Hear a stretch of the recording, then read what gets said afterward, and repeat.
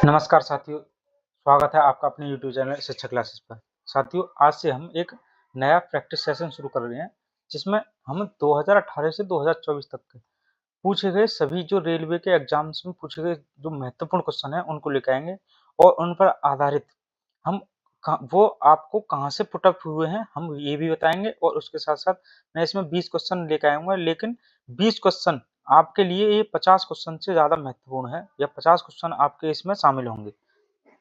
Start करते हैं अपनी इस वीडियो को हम। सबसे पहले क्वेश्चन आया हुआ है सन 2019 में, इलेक्ट्रॉन की खोज किसके द्वारा की गई? तो साथियों, मैंने अभी एनसीईआरटी बेस्ड थ्योरी की क्लास शुरू की है, जिसमें मैंने अभी कल ही एक क्वेश्चन करवाया है कि इलेक्ट्रॉन की खोज किसके द्वारा की गई। अगर अभी आपने नहीं देखी है तो डिस्क्रिप्शन में लिंक है, आप उन अभी 2 वीडियो हुई हैं, उन दोनों वीडियो को बहुत ही शांतिपूर्वक देखें। और अगर आपको वीडियो पसंद आती है तो उसको लाइक, शेयर और सब्सक्राइब चैनल को जरूर करें। तो इलेक्ट्रॉन की खोज किसके द्वारा की गई? इलेक्ट्रॉन की खोज की गई हमारी जे थॉमसन के द्वारा। और ये एनसीईआरटी में स्पष्ट शब्दों में लिखा हुआ है कि डाल्टन साहब ने अपने परमाणु सिद्धांत में बताया था कि जो परमाणु है वो अविभाज्य है और अविनाशी है। लेकिन जो जे थॉमसन थॉमसन साहब हुए, उन्होंने अपने जब अपना मॉडल दिया तो उन्होंने बताया कि परमाणु के भीतर भी दो मूल कण पाए जाते हैं, एक इलेक्ट्रॉन और दूसरा प्रोटॉन, जिससे किसकी खोज हुई? इलेक्ट्रॉन की खोज हुई। तो इलेक्ट्रॉन की खोज किसके द्वारा की गई? तो इलेक्ट्रॉन की खोज की गई जे टॉमसन साहब या थॉमसन साहब, बात एक ही है। और पूछा जाएगा कि परमाणु पर आधारित संरचना का सबसे पहला मॉडल कौन सा था? तो सबसे पहला मॉडल किसने दिया था? जे थॉमसन साहब ने दिया था। ये क्वेश्चन पूछा गया है आरआरबी जेई सन 2019 को। ठीक है। दूसरा क्वेश्चन है, एक ऑक्सीजन परमाणु में कितने संयोजी इलेक्ट्रॉन होते हैं? ये भी पूछा गया क्वेश्चन है रेलवे के एएलपी में, लोको पायलट वाली भर्ती में 2018 की में। तो ऑक्सीजन परमाणु में संयोजी इलेक्ट्रॉन, संयोजी से क्या मतलब होता है? तो संयोजी का मतलब होता है संयोजन करने की क्षमता, अर्थात अपने जो बाह्यतम कोश में 8 इलेक्ट्रॉन पूरे करने की क्षमता क्या है? जो 8 इलेक्ट्रॉन को पूरा करने के लिए जो हमारे बाह्यतम कोश में इलेक्ट्रॉन होते हैं, उन्हें कहते हैं हम संयोजी इलेक्ट्रॉन, अर्थात ये दूसरे तत्व के साथ में क्या करते हैं? क्रिया करते हैं। तो ऑक्सीजन का जो परमाणु क्रमांक होता है वो होता है 8। यहाँ पे आप देख सकते हैं कि ऑक्सीजन का जो परमाणु क्रमांक है, परमाणु संख्या है, वो 8 है। और इस प्रकार जब हम इसका इलेक्ट्रॉनिक विन्यास करेंगे तो KLMN ये 4 क्या होती हैं? शेल होती हैं। और SPDF ये ऑर्बिट होते हैं। तो सबसे पहले ऑर्बिट में S में कितने आएंगे? 2 इलेक्ट्रॉन, उसके बाद में 6 इलेक्ट्रॉन। तो जो संयोजी इलेक्ट्रॉन होते हैं वो बाह्यतम कक्षा में उपस्थित इलेक्ट्रॉनों की संख्या होती है। तो इसमें कितने इलेक्ट्रॉन हो गए? 6 क्या हो गए? संयोजी इलेक्ट्रॉन हो गए। ठीक है। इस पर आधारित आप एक क्वेश्चन अभी पूछा गया था कि कार्बन की संयोजकता कितनी होती है? तो कार्बन का परमाणु क्रमांक होता है 6 और कार्बन की जो इलेक्ट्रॉन विन्यास करेंगे वो है 2 और 4, अर्थात जो बाह्यतम कक्षा में 4 इलेक्ट्रॉन है, तो अष्टक बनाने के लिए हमें कितने इलेक्ट्रॉन की आवश्यकता है? तो हमें कितने इलेक्ट्रॉन की आवश्यकता है? 4। तो देखो, जितने इलेक्ट्रॉन की आवश्यकता होती है उसे कहते हैं हम संयोजकता, लेकिन जितने बाहरी कक्षा में जितने इलेक्ट्रॉन उपस्थित होते हैं उसे कहते हैं हम संयोजी इलेक्ट्रॉन। ठीक है। उससे आगे है, हाइड्रोजन परमाणु का नाभिक किसके किससे बना होता है? तो हाइड्रोजन परमाणु का, देखो अभी मैंने यहाँ बताया कि हाइड्रोजन परमाणु इसमें दे रखा है। इसी टेबल में से कम से कम आपको आपके पेपर में 1 से 2 क्वेश्चन देखने को जरूर मिलेंगे। तो इस टेबल को पूर्ण रूप से आप याद कर लें, बहुत ही महत्वपूर्ण टेबल है ये। ठीक है। तो हाइड्रोजन की जो परमाणु संख्या कितनी होती है? 1 होती है, जिसमें प्रोटॉन की संख्या 1 है, न्यूट्रॉन की संख्या 0 है। तो पूछा जाता है कि हाइड्रोजन में न्यूट्रॉन की संख्या कितनी है? 0। जबकि एक प्रोटॉन होता है और एक ही इलेक्ट्रॉन होता है और संयोजकता 1 होती है। ठीक है। तो यहाँ पूछा है कि हाइड्रोजन परमाणु का नाभिक किससे बना होता है? तो इसमें राइट आंसर होगा, ये होगा एक इलेक्ट्रॉन, एक इलेक्ट्रॉन और एक प्रोटॉन और एक इलेक्ट्रॉन। ये गलती से मिस्टेक टाइपिंग मेरे से हो गया है। तो इसमें राइट आंसर होगा एक प्रोटॉन और एक ही क्या आएगा? इलेक्ट्रॉन। एक इलेक्ट्रॉन और एक प्रोटॉन। ठीक है। एक प्रोटॉन और एक इलेक्ट्रॉन इसका राइट आंसर होगा। कब पूछा गया? एनटीपीसी सन 2016 के पेपर में पूछा गया है। प्रबल अम्ल के विलयन में क्या होते हैं? तो पहले समझते हैं हम अम्ल। अम्ल क्या कहते हैं? तो अम्ल वे विलयन जिनमें H धनायन यानी हाइड्रोजन आयन पाए जाते हैं, उनको हम वो अम्ल बोला जाता है। जबकि जिन विलयनों में OH नेगेटिव आयन पाया जाता है उन्हें हम क्षार बोलते हैं। तो जो अम्ल होते हैं उनमें अधिकतर ये स्पष्ट शब्दों में एनसीईआरटी में दे रखा है कि अम्ल तथा क्षारक की जो शक्ति है वो विलयन में क्रमशः H धनायन यानी हाइड्रोजन आयन और OH ऋणायन की संख्या पर निर्भर करती है। यानी अम्ल में क्या पाए जाते हैं? H धनायन और क्षार में क्या पाए जाते हैं? OH ऋणायन।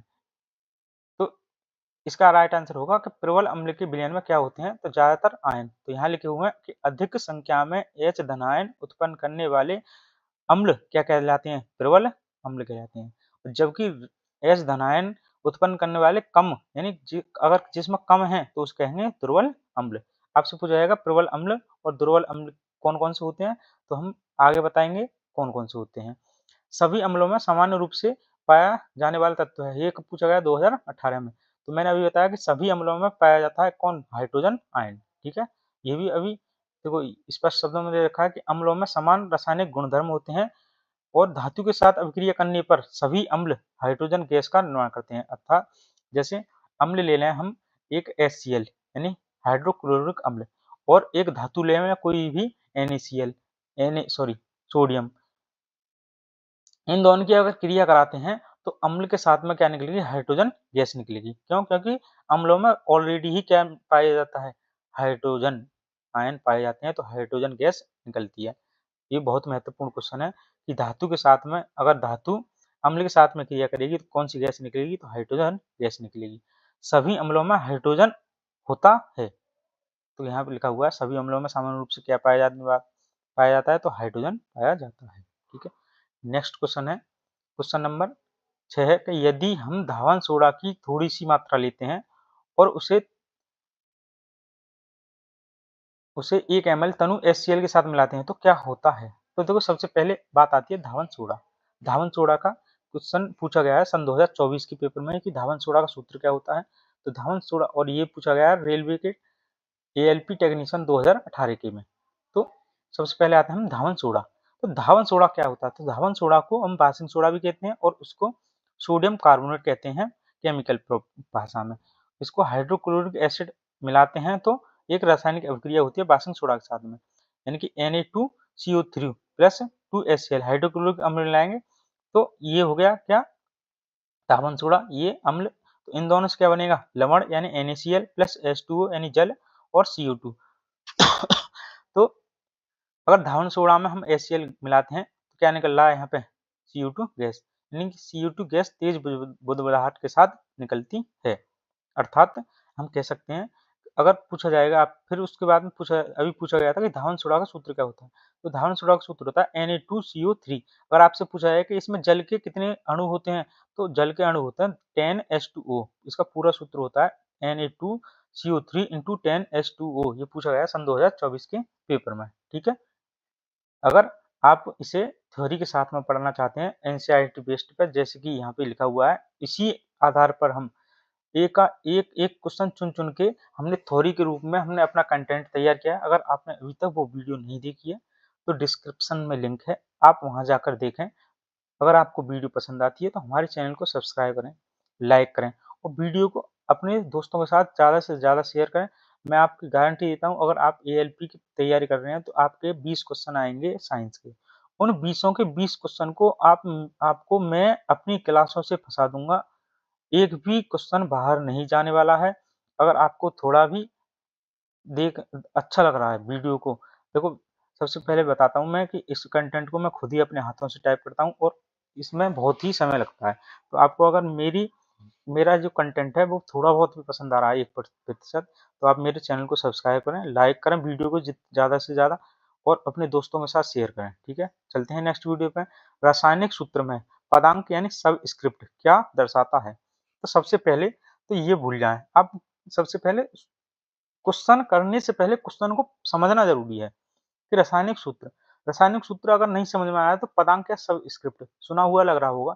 सब स्क्रिप्ट और सुपर स्क्रिप्ट आपने पढ़ा होगा कंप्यूटर में। तो सब स्क्रिप्ट का मतलब होता है नीचे वाला और सुपर का मतलब ऊपर वाला। जैसे मान लो ये है तत्व का प्रतीक, तो ऊपर वाले को कहते हैं हम सुपर स्क्रिप्ट और नीचे वाले कहते हैं सब स्क्रिप्ट। तो रासायनिक सूत्र में ये पूछा गया है, देखो RRB टेक्नीशियन 3rd के पेपर में 20 दिसंबर सन 2024 को। तो यहाँ पूछा गया है कि सब स्क्रिप्ट में क्या दर्शाता है? तो ये दर्शाता है यहाँ पे परमाणु संख्या, यानी कि एक अणु का प्रत्येक तत्व के परमाणुओं की संख्या को दर्शाता है सबस्क्रिप्ट किसमें, रासायनिक सूत्र में। रासायनिक सूत्र कह रहे हैं या एक तत्व का प्रतीक कह रहे हैं, बात एक ही है। अब यहाँ लिखा हुआ है द्रव्यमान संख्या, और ये एनसीईआरटी का लगा हुआ है आपके सामने। ये बहुत ही स्पष्ट शब्दों में दे रखा है कि सबस्क्रिप्ट में क्या होता है, परमाणु संख्या, और सुपरस्क्रिप्ट में द्रव्यमान संख्या। अब द्रव्यमान संख्या थोड़ा नजर डाल लेते हैं, द्रव्यमान संख्या किसे कहते हैं। तो द्रव्यमान संख्या एक परमाणु के नाभिक में पाए जाने वाले क्या, प्रोटॉन और न्यूट्रॉन के द्रव्यमान को ही हम क्या कहते हैं, द्रव्यमान संख्या कहते हैं। अर्थात किसी परमाणु के नाभिक में पाए जाने वाले प्रोटॉन और न्यूट्रॉन के द्रव्यमान के योग को हम द्रव्यमान संख्या कहते हैं। इस पर शब्द में लिखा हुआ है, और ये पूछा गया है, ये आया है इसी बार कि परमाणु का लगभग संपूर्ण जो द्रव्यमान है वो उसके नाभिक में होता है। क्यों? क्योंकि जो द्रव्यमान मापा जाता है वो नाभिक में दोनों जो अणु, मतलब अब परमाणु जो तत्व अणु होते हैं, प्रोटॉन और न्यूट्रॉन, उनके द्रव्यमान के बराबर होता है। ठीक है, नेक्स्ट क्वेश्चन है, रदरफोर्ड के परमाणु मॉडल के अनुसार परमाणु का जो अधिकांश द्रव्यमान है कहाँ स्थित होता है। मैंने अभी बताया था लास्ट स्लाइड में, ये भी पूछा गया है सन 2024 में। ये रदरफोर्ड का परमाणु मॉडल अभी मैंने बहुत ही बेहतरीन तरीके से लास्ट क्लास में थ्योरी के रूप में पढ़ा है। अगर आपने नहीं पढ़ा है तो आप जा सकते हैं पढ़ने, और उसे देखकर आप यहाँ आए। एक अगर आप उसमें, मैंने अभी परमाणु और अणु वाला पोर्शन पढ़ाया है, और उसमें से अगर आपने दोनों क्लास शुरू से ढंग से कर ली तो इसमें से जितने भी उससे संबंधित क्वेश्चन है आप एक का एक क्वेश्चन बनाएंगे बिना किसी झिझक के। तो रदरफोर्ड के परमाणु मॉडल ने क्या बताया, तो परमाणु का अधिकांश द्रव्यमान कहाँ स्थित होता है, नाभिक में होता है। यहाँ स्पष्ट शब्दों में देखो दे रखा है कि रदरफोर्ड का परमाणु मॉडल नाभिक मॉडल है।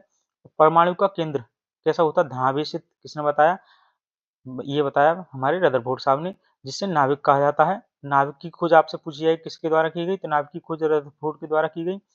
एक परमाणु का लगभग संपूर्ण द्रव्यमान नाभिक में होता है, ये बोला है किसने, रदरफोर्ड साहब ने। ठीक है, और आगे भी बोला है कि इलेक्ट्रॉन नाभिक के चारों ओर वर्तुलाकार मार्ग में चक्कर लगाते हैं। किसने बताया है, रदरफोर्ड साहब ने बताया है। और नाभिक की खोज किसके द्वारा की है, रदरफोर्ड साहब के द्वारा की गई है। नेक्स्ट क्वेश्चन पे है, धावन सोडा का रासायनिक सूत्र। मैंने पिछली क्वेश्चन में बताया था कि रासायनिक सूत्र क्या है धावन सोडा का पूछा गया था 20 दिसंबर सन 2024 के पेपर में। तो इसका राइट आंसर होगा, मैंने उस वहाँ पे बताया था कि Na2CO3 इंटू 10H2O। इसमें जल के कितने अणु होते हैं, तो इसमें होते हैं 10 अणु जल के होते हैं। यह है धावन सोडा का सूत्र। अगर धावन सोडा की हम जल के साथ अभिक्रिया कराते हैं तो ये क्रिस्टलीकरण के रूप में मिलता है Na2CO3 इंटू 10H2O।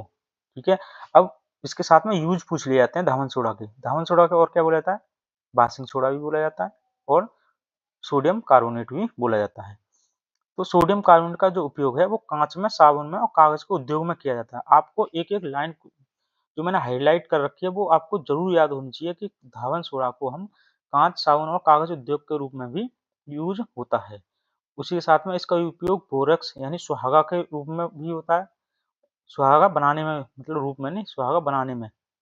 और सोडियम कार्बोनेट का उपयोग घरों में साफ सफाई के लिए भी होता है। जल की अस्थायी नहीं स्थायी, ध्यान रखना है कि जल की स्थायी कठोरता को हटाने के लिए किसका यूज करते हैं, हम धावन सोडे का यूज करते हैं। तो इस स्लाइड से आपको कम से कम 5 से 6 क्वेश्चन तैयार हो गए।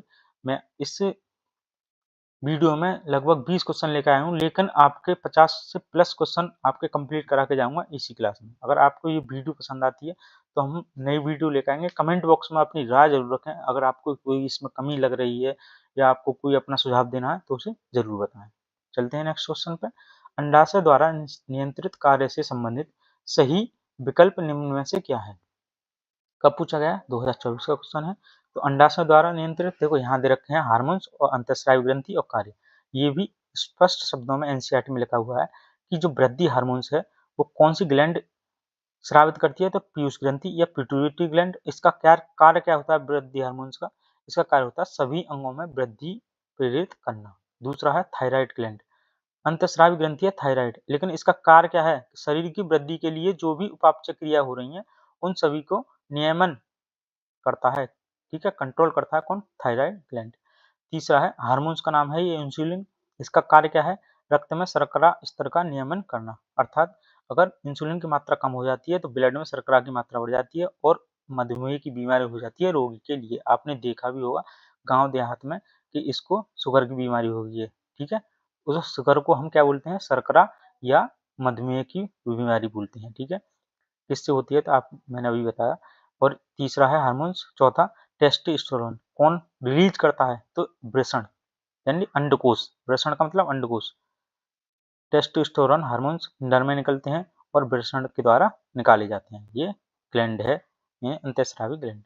तीसरा ये जो क्वेश्चन है देखो यहाँ से आया है कि जो अंडाशय क्या है, ग्रंथि है, ये एक अंडाशय क्या है, अंतःस्रावी ग्रंथि। इसका कार्य क्या है, मादा में जो लैंगिक अंगों का विकास होता है, लैंगिक अंगों का विकास व मासिक चक्र का नियमन यानी नियंत्रण करना। यानी कि जो फीमेल होती हैं तो फीमेल में जो भी उनकी जैसे मान लो उनकी चेस्ट 18 साल के बाद में या 17 साल के बाद में उनके जो उभरने स्टार्ट हो जाते हैं और मतलब गुप्तांगों पर बाल आने स्टार्ट हो जाते हैं, तो वो और मासिक चक्र मेंस्ट्रुएशन साइकिल जो आता है फीमेल के लिए, वो उसको कंट्रोल करता है अंडाशय। तो यहाँ पे यही क्वेश्चन पूछा गया है सन 2024 में कि अंडाशय द्वारा जो नियंत्रित कार्य है वो इसमें से कौन सा है, तो निम्न में से तो इसका कौन सा है, मासिक धर्म। उपापचय को कौन कंट्रोल करता है, तो उपापचय कंट्रोल करती है थायराइड ग्लैंड। पीयूष ग्रंथियों को उद्दीपित कौन करता है, तो पीयूष ग्रंथि किसको उद्दीपित करती है, जो पूरे शरीर में वृद्धि होती है उसको, ठीक है। और सभी अंगों का विकास कौन करता है, सभी को अंगों का विकास करती है वृद्धि हार्मोन्स। तो ये बहुत ही महत्वपूर्ण है, पूरी स्लाइड इसमें से जरूर हर एक पेपर में क्वेश्चन पूछा गया है, ठीक है। आगे चलते हैं, क्वेश्चन नंबर है 11, निम्नलिखित में से कौन सी अभिक्रिया ऑक्सीकरण यानी उपचयन का उदाहरण है। ये गलत है, इसमें आएगा कि निम्नलिखित में से कौन सी अभिक्रिया ऑक्सीकरण का उदाहरण नहीं है। तो देखो सबसे पहले जानते हैं हम ऑक्सीकरण क्या होता है, ये पूछा गया है 2024 के पेपर में। तो ऑक्सीकरण ऑक्सीकरण से संबंधित है, देखो एक होती है ऑक्सीकरण, एक होती है ऑक्सीकरण। ऑक्सीकरण को कहते हैं हम ऑक्सीडेशन और अपचयन को कहते हैं हम रिडक्शन। तो ऑक्सीडेशन का मतलब होता है ऑक्सीजन का जुड़ना, ऑक्सीडेशन का जुड़ना। तो देखो यहाँ पर हाइड्रोजन एक सी सी CuO प्लस H2O इसकी जब क्रिया कराते हैं तो हाइड्रोजन के साथ में क्या, देखो यहाँ पे ऑक्सीजन जुड़ रही है, तो इसका हो गया उपचयन। उपचयन का मतलब ऑक्सीडेशन, और यहाँ पे ऑक्सीजन अलग हो रही है तो इसका हो गया रिडक्शन यानी कि अपचयन, ठीक है। अपचयन और उपचयन ये अलग एक हैं, और ऑक्सीडेशन ऑक्सीकरण और रिडक्शन अलग हैं, ठीक है। तो आपको इतना बात ध्यान होगी कि ऑक्सीकरण कहते हैं ऑक्सीजन का जुड़ना, ऑक्सीडेशन का मतलब क्या है, ऑक्सीकरण का मतलब क्या है, ऑक्सीजन का जुड़ना, और इसी के या ऑक्सीजन का जुड़ना या हाइड्रोजन का हटना, क्या करेंगे, यहाँ हाइड्रोजन का हटना। देखो यहाँ दे रखा है कि किसी अभिक्रिया में पदार्थ का उपचयन यानी ऑक्सीडेशन तथा जब होता है जब उसमें ऑक्सीजन की वृद्धि हो यानी कि ऑक्सीजन जुड़े, या हाइड्रोजन का ह्रास हो यानी हाइड्रोजन निकले। पदार्थ का अपचयन यानी कि रिडक्शन तब होता है जब उसमें ऑक्सीजन का ह्रास हो यानी ऑक्सीजन निकले, या हाइड्रोजन में वृद्धि हो यानी हाइड्रोजन जुड़े। तो आपको दो बात समझ में आई होंगी, ऑक्सीजन का जुड़ना और हाइड्रोजन का हटना। ऑक्सीजन जहाँ जुड़ेगी वहाँ ऑक्सीडेशन, और हाइड्रोजन वहाँ जुड़ेगी वहाँ रिडक्शन। और जब दोनों क्रिया एक साथ होती हैं तो उसको बोला जाता है रेडॉक्स अभिक्रिया। अब शुरुआत से आते हैं हम, तो इसमें कौन सी अभिक्रिया ऑक्सीडेशन नहीं है, तो इसमें जो ऑक्सीडेशन नहीं है वो है AgCl, इसमें ये टूट रही है अलग अलग, तो ये हो गई है वियोजन अभिक्रिया, दो Ag और क्लोरीन आयन कर लिया। जबकि यहाँ पे देखेंगे तो मैग्नीशियम के साथ में ऑक्सीजन की अभिक्रिया कराई जाती है, तो MgO यानी कि ऑक्सीजन यहाँ जुड़ रहा है, यहाँ कार्बन के साथ में ऑक्सीजन की अभिक्रिया कराई जाती है तो यहाँ पे भी कार्बन जुड़ रहा है, यहाँ पे भी यहाँ कॉपर में ऑक्सीजन की क्रिया कराई जाती है तो यहाँ पे भी कॉपर के साथ में ऑक्सीजन जुड़ रहा है, तो यहाँ तीनों में क्या हो रही है, ऑक्सीडेशन हो रहा है यानी अपचयन उपचयन, जबकि यहाँ पे रिडक्शन हो रहा है, ठीक है। तो इसका बहुत ही स्पष्ट शब्दों में एनसीईआरटी में दे रखा है। अब बात आती है सिल्वर ब्रोमाइड की। आपसे पूछा जाता है कि ब्लैक एंड व्हाइट फोटोग्राफी में किसका यूज होता है, तो ब्लैक एंड व्हाइट फोटोग्राफी में सिल्वर ब्रोमाइड का यूज होता है, ठीक है। यहाँ पे देखो लिखा हुआ है सिल्वर ब्रोमाइड की अभिक्रिया, और ये श्याम श्वेत फोटोग्राफी में इसका यूज होता है, ठीक है। आगे है क्वेश्चन नंबर 12 है, निम्नलिखित में से विकल्प में से कौन सा निलंबन का उदाहरण है। सबसे पहले हम पढ़ेंगे निलंबन। तो निलंबन क्या होता है, तो निलंबन आप ऐसे समझ लो, आप एक ट्रांसपेरेंट गिलास लें अपने घर पर, उसमें पानी भर लें साफ, उस साफ पानी में चौक का या मिट्टी का क्या डाल दें, बुरादा डाल दें। उस बुरादे को आप देखेंगे कि जब आपने डाला है तब तो मिट्टी का बुरादा या चॉक का बुरादा आप उसमें चम्मच से लेकर हिलाएँगे तो वो उसमें घुल जाएगा। लेकिन चॉक का होगा तो व्हाइट हो जाएगा और मिट्टी का होगा तो मधमेला हो जाएगा जल। लेकिन कुछ देर बाद अगर आप उसको रख देंगे तो वो क्या होगा, नीचे बैठ जाएगी, मिट्टी भी बैठ जाएगी और चॉक भी बैठ जाएगा। तो इस प्रकार से हम निलंबन क्या होता है, तो निलंबन एक ऐसा विषमांगी मिश्रण है। विषमांगी का मतलब है अलग-अलग हो जाने वाला। समांगी का मतलब है समान मात्रा में घुला हुआ, यानी कि आपको जब दिखाई ना दे। जैसे अगर आपको जल में चीनी घोल दें, तो चीनी क्या है उसमें डिज़ोल्व हो जाएगी पूरी तरह से। लेकिन अगर पानी में आपने चॉक या मिट्टी घोलेंगे तो आप डिज़ोल्व नहीं कर पाएँगे। तो विषमांगी और समांगी आपको समझ में आया होगा। ये कण आँखों से दिखाई देते हैं, निलंबन में कण जो होंगे आँखों से दिखाई देंगे और निलंबन में कण प्रकाश की किरणों को फैला देते हैं। अर्थात आप अगर गिलास पर टॉर्च लेकर अगर डालेंगे, तो उसमें से जो भी कण हैं छोटे-छोटे, जो आँखों से दिखाई दे रहे हैं, वो क्या करेंगे, प्रकाश को इधर से उधर क्या करेंगे, रिफ्लेक्ट करेंगे। ठीक है? जैसे यहाँ देखेंगे कि यहाँ पर ये प्रकाश पड़ रहा है, तो इसमें होकर ट्रांसपेरेंट है, ये एक दूसरे बिल्कुल यहाँ से देखो दिखाई नहीं दे रहा है, डायरेक्ट यहाँ जाके दिखाई दे रहा है। तो इसमें बिल्कुल सीधा निकल रहा है। जबकि अगर उसमें देखेंगे तो इस इधर, इधर, इधर, इधर सब तरफ भागेगा चकाचौंध के रूप में। और जब इसे शांत छोड़ देंगे तब ये कण नीचे बैठ जाएँगे। जैसा आप देख सकते हैं कि घर पे भी आप करेंगे तो नीचे बैठ जाते हैं चौक के अणु। तो इसे कहते हैं निलंबन, ठीक है? तो इसमें कौन-सा उदाहरण है निलंबन का? तो जल में चौक का जो चूर्ण है उसे निलंबन का उदाहरण है। जबकि जल में अगर दूध की मात्रा डाल दें तो पूरी तरह से मिल जाएगा, वो क्या निलंबन का उदाहरण नहीं रहेगा। और जबकि जल में अगर तेल डालेंगे तो तेल ऊपर तैरता रहेगा, वो आपको डिज़ॉल्व ही नहीं होगा उसमें। और जल में चीनी घोल देंगे तो पूर्ण रूप से घुल जाएगी, डिज़ॉल्व हो जाएगी, आपको पता नहीं सकते कि चीनी कहाँ है और जल कहाँ है। ये पूछा गया है, ये भी क्वेश्चन 2024 के पेपर में पूछा गया है। आगे है, एक समान चुंबकीय जो क्षेत्र है, निम्नलिखित में से किसके द्वारा दर्शाया जाता है? सॉरी। तो एक समान चुंबकीय क्षेत्र, अगर आप इनको थ्योरी के रूप में पढ़ाना चाहते हैं, तो आप प्लीज़ जाकर डिस्क्रिप्शन में लिंक है, उसको मेरी वीडियो जो मैंने अभी डाली हैं 2, उनको जाके देखो और आपको पूरा समझ में आएगा पूरी तरह से। और मैंने बहुत ही डिटेल में समझाया है और बहुत ही बेहतरीन कंटेंट तैयार किया है। अगर आपको वो कंटेंट समझ में आता है या थोड़ा बहुत 1% भी आपको अच्छा लगता है, तो उसे जाकर सब्सक्राइब करें मेरे चैनल को, जिससे कि जो नई वीडियो है मुझे भी मोटिवेशन प्राप्त हो और मैं और बेहतर तरीके से काम कर पाऊँ। अपने सुझाव भी दें, जैसे कि मुझे अगर कोई आपको कमी लग रही है या आपको लग रहा है कि भैया आप ऐसे और बेहतर बना सकते हो, तो वो भी बताएँ, ठीक है? तो देखा, ये दे रखा है एक समान चुंबकीय क्षेत्र, बिल्कुल स्पष्ट शब्दों में एनसीईआरटी में दे रखा है कि जो चुंबकीय क्षेत्र होती है, चुंबकीय क्षेत्र की आपेक्षिक जो प्रबलता है, वो क्षेत्र रेखाओं की निकटता की कोटि द्वारा दर्शाई जाती है। अर्थात अगर एक चुंबक है तो चुंबक से नॉर्थ से साउथ की तरफ निकलती हैं क्या, रेखाएं, ठीक है, जो चुंबकीय क्षेत्र रेखाएं होती हैं। तो जो नॉर्थ से साउथ की तरफ, जैसे एक पेन ले लें, अगर ये वैसे चमकता नहीं है, इस कारण से मैं लेता नहीं हूँ, क्योंकि इसका डॉट ये स्टार्ट होता है, इसका पॉइंट नहीं दिखाई देता है, वैसे बाद में रिकॉर्ड होने के बाद दिखाई देता है। तो ये हो गया। अब यहाँ से ये हो गया हमारा नॉर्थ, ठीक है, ये हो गया हमारा साउथ।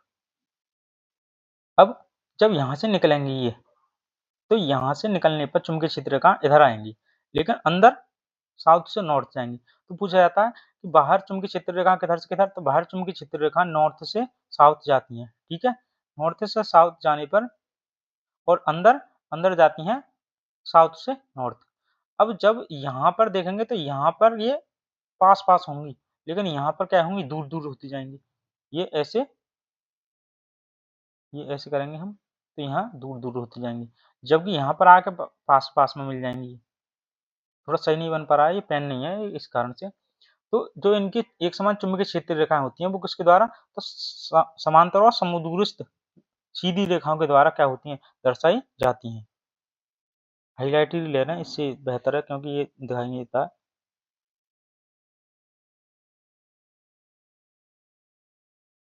ठीक है, आगे चलते हैं, नेक्स्ट वीडियो है।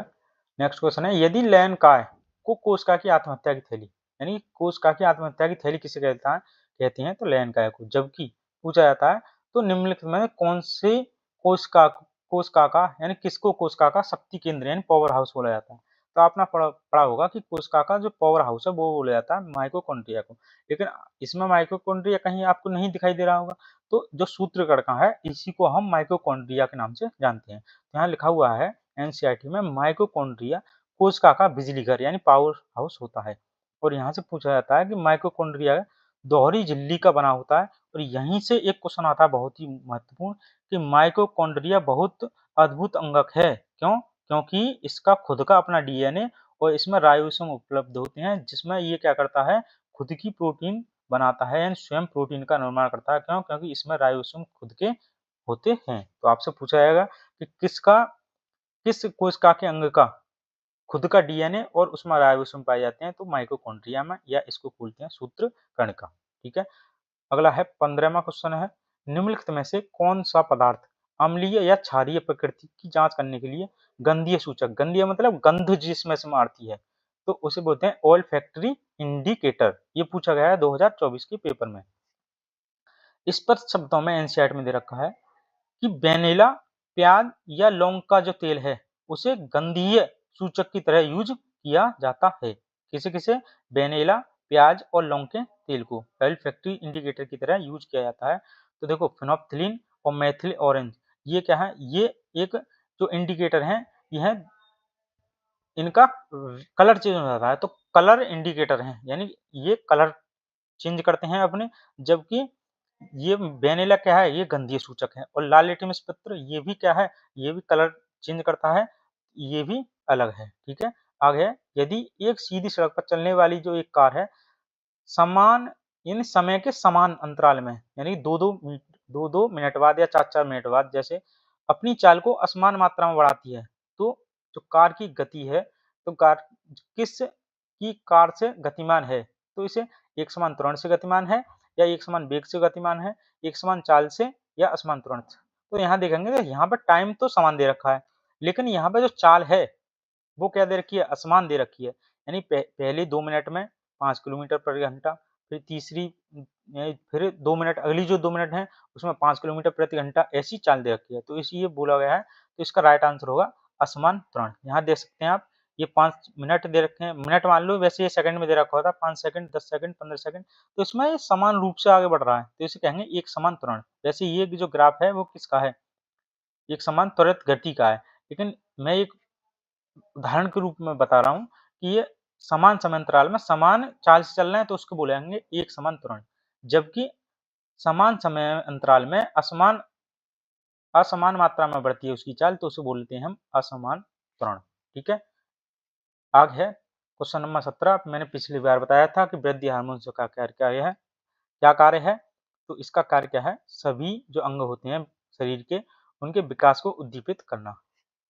स्लाइड वृद्धि हार्मोन्स इसमें दे रखा है एनसीईआरटी में स्पष्ट शब्दों में कि जो पीयूष ग्रंथि से कौन सा निकलता है, वृद्धि हार्मोन्स क्या कार्य करता है, सभी अंगों में वृद्धि को प्रेरित करता है, यानी सभी अंगों में क्या करता है, वृद्धि को प्रेरित करता है। आगे है क्वेश्चन नंबर 18।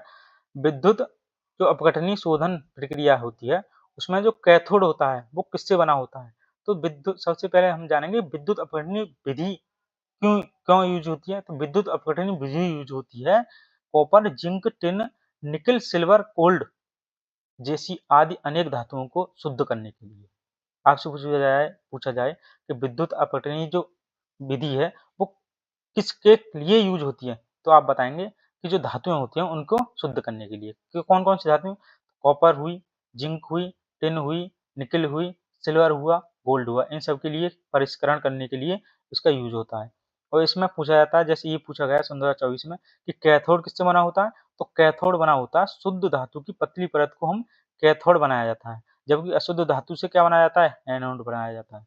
तो ये एनसीईआरटी में स्पष्ट शब्दों में बना हुआ है। इसी के आधार पर हमने थ्योरेटिकल क्लास शुरू की है, और आपने अभी तक नहीं देखी हैं तो आप उसे देखें जरूर और अपनी राय कमेंट बॉक्स में जरूर बताएं। और हमारे चैनल को सब्सक्राइब करें, जिससे कि जितने जल्दी से हमारा चैनल को आप लोग सपोर्ट करोगे, हम उतना ही कंटेंट बेहतर बनाने की कोशिश करेंगे। ठीक है। नेक्स्ट चलते हैं नेक्स्ट क्वेश्चन पर। निषेचन के लिए कौन सा प्रजनन अंग आवश्यक है, ये क्वेश्चन भी पूछा गया 2024 में। मैं एक एक क्वेश्चन वही लेकर आया हूँ जो क्वेश्चन पीछे पूछे गए हैं। तो निषेचन के लिए कौन सा अंग, पंखुड़ियों से निषेचन होता है, बाह्यदल से, परागकण से, बीजांड या थैलेमस से। तो आपने ये पढ़ा होगा कि पंखुड़ियों से तो नहीं होता है, बाह्यदल से भी नहीं होता है, थैलेमस ये हमारे मस्तिष्क का भाग होता है थैलेमस। तो किसका? परागकण और बीजांड। यहाँ देखा लिखा रख यहाँ एनसीईआरटी में एकदम स्पष्ट शब्दों में है कि जो पुंकेसर हैं, पुंकेसर और स्टिकेसर पुष्प के जनन भाग हैं। आपसे पूछा है कि जो फूल होता है उसके जनन भाग कौन से होते हैं? पुंकेसर और स्टिकेसर। उसके साथ में आगे दे रखा है कि जब पुष्प में पुंकेसर, केवल पुंकेसर हो या केवल स्त्रीकेसर हो में से कोई एक ही जनांग हो तो उसे पुष्प को एकलिंगी कहते हैं। जैसे पपीता और तरबूज। पपीता और तरबूज क्या होता है? या तो पपीता का पेड़ किसमें एकलिंगी होगा यानी पुंकेसर होगा, या स्त्रीकेसर होगा यानी मादा और मेल और फीमेल दोनों एक एक पेड़ में ही पाए जाते हैं, जिसे बोलते हैं एकलिंगी पुष्प। कौन कौन? इसका उदाहरण पूछा जाता है, कौन है? पपीता और तरबूज। उसके साथ साथ अगर दोनों इसमें उपस्थित हों तो उसे बोलते हैं हम गुड़हल और जो सरसों हैं वो दोनों एक पेड़ में ही क्या होते हैं? मेल और फीमेल दोनों ही एक पेड़ में होते हैं। तो आपको ध्यान रखना है कि गुड़हल में और सरसों में मेल और फीमेल एक में होंगे, जबकि पपीता और तरबूज में एक मेल होगा एक फीमेल होगा, जिसे बोला जाता है एकलिंगी। ठीक है, और इन्हें बोला जाता है उभयलिंगी। तो पुंकेसर जो होता है वो नर का यानी नर का मतलब होता है मेल का भाग, और परागकण ये क्या निकालता है? परागकण। जबकि अंडाशय होता है फीमेल का भाग, और वो क्या निकालता है? वो बीजांड को क्या करता है? निर्माण करता है। आगे चलते हैं तो इसका राइट क्वेश्चन होगा, आंसर होगा परागकण एवं बीजांड। आगे अंडाशय द्वारा नियंत्रित कार्य से संबंधित सही विकल्प। तो अभी बताया था मैंने मासिक धर्म। आपको वीडियो कैसी लगी इसकी कमेंट बॉक्स में अपनी राय जरूर दें, और आपको अगर वीडियो 1% भी अच्छी लगती है और यहाँ तक आपने वीडियो देखी है तो दिल से धन्यवाद। हमारे चैनल को सब्सक्राइब करें, वीडियो को लाइक करें, जिससे कि नए से नए जो कंटेंट है मैं बेहतर से बेहतर आपको प्रोवाइड करा सकूँ। मिलते हैं नेक्स्ट वीडियो में, तब तक के लिए धन्यवाद। जय हिंद, जय भारत।